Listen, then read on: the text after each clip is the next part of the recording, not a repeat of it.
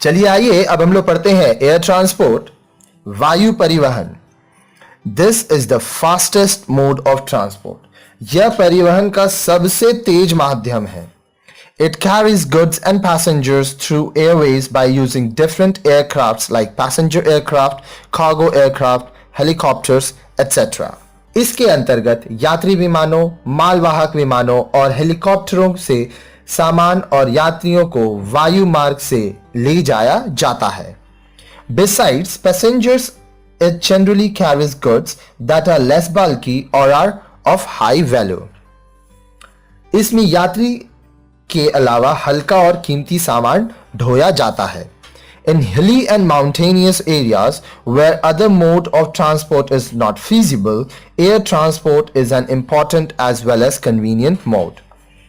पर्वतीय क्षेत्रों में जहां परिवहन के अन्य साधनों का इस्तेमाल संभव नहीं होता, वायु परिवहन बहुत महत्वपूर्ण और सुविधाजनक साधन है। It is also used for transporting goods and passengers during natural calamities like earthquake and floods, etc.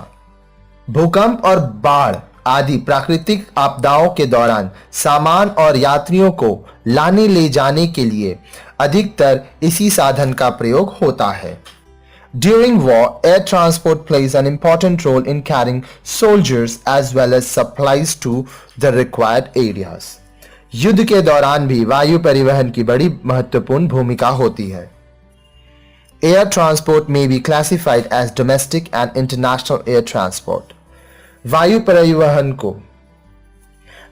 परिवहन को घरेलू वायु परिवहन और अंतरराष्ट्रीय वायु परिवहन में बांटा जा सकता है। While domestic air transport mainly facilitates movement within the country, international air transport is used for carrying goods and passengers among different countries. Air transport is carried out in fixed air routes which connect almost all the countries. घरेलू वायु परिवहन में देश के अंदर भ्रमण करने की सुविधा रहती है, जबकि अंतर्राष्ट्रीय वायु परिवहन के अंतर्गत विभिन्न देशों के बीच सामान और यात्रियों को लाया जाता है। वायु परिवहन के निश्चित मार्ग होते हैं जो लगभग विश्व के सभी देशों को आपस में जोड़ते हैं।